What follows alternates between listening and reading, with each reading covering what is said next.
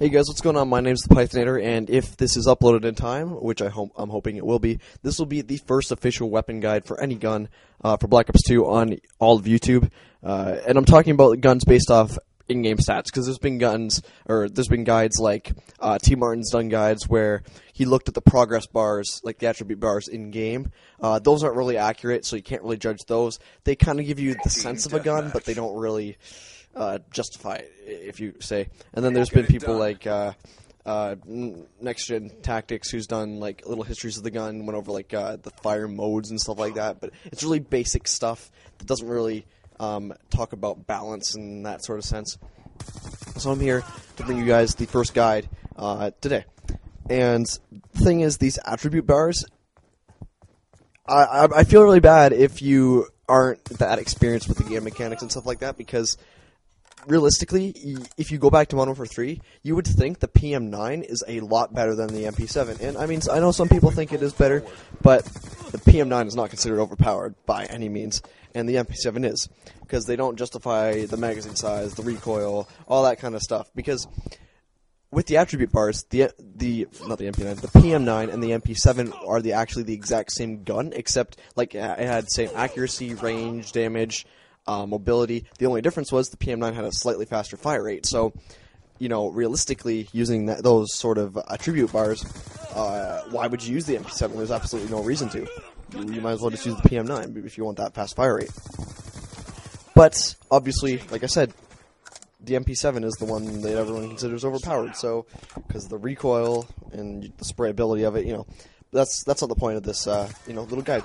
So the first weapon that I'm going to be covering in this series, and it is going to be a series, is the MTAR. And the MTAR was back in Modern Warfare 2. It was called the TAR-21 then.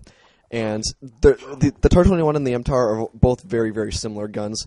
The reason why, there's just a couple things that they sort of add to it. I'm trying to think of a word here I can't use to describe it, but we'll start off with the stats that are fairly basic and stuff like that, and then I'll elaborate on what has changed later on.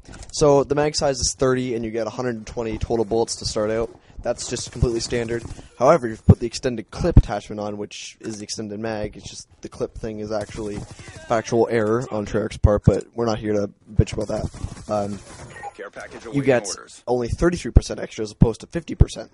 So with that, you get 40 rounds in one magazine, and then you get 160 starting rounds in total. Now, there's a new stat that's coming to Black Ops 2, and this stat is called the average rate of fire. Now, why is it called the average rate of fire? Is because there's a couple guns in this game that the rate of fire will change as you fire the guns. The best example of this is the Hammer LMG. For example, it starts out firing really, really fast, and then after about 10 bullets or so, it slows down to a very slow speed. So that's pretty interesting, in my opinion, which is a really cool addition to the game that I like. And so, yeah, let's just get on with it. So the average rate of fire for the MTAR is 690. Now, the 690, if you aren't getting the game quite yet, a good gun to practice this with is the AK-47 in Modern Warfare 3, because they feature the exact same fire rates and very similar recoil patterns. They're very similar guns, if you ask me. But basically, it's the same, it's the exact same fire rate. It's 60 RPM slower than it was in Modern Warfare 2. However, the reason why, like, if you put the TAR-21 up against the MTAR in, like, one game, the TAR-21 will be better. That's because that's the style of Modern Warfare 2, was to make every gun overpowered, basically. And, it worked for some guns, but then there were some guns that were just, like, overpowered beyond extent, But basically, it's got that. And then the reload speed is about 2.12 seconds. It's just a tad bit slower than it was in Modern Warfare 2, because like they did with the TMP and the MP9, they added a little tap animation to tap the magazine at the end. I don't know why they did that, because, I don't think the MTAR sounds overpowered by any means. Okay, but what we're really here for, that everyone wants to know about, is the damage.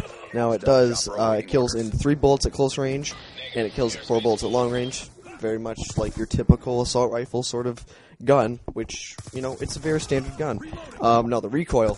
The recoil, I would say the profile is exactly like it was in Modern Warfare 2. The only difference is that it's a lot more. They added, or they must have lowered the center speed or whatever, because there's more recoil, but it kicks around in the same general direction. Sorry, this is all I'm really able to get to, guys, but it's got like the standard AR stats. It's got like 0.25 second aimed on sight time, stuff like that.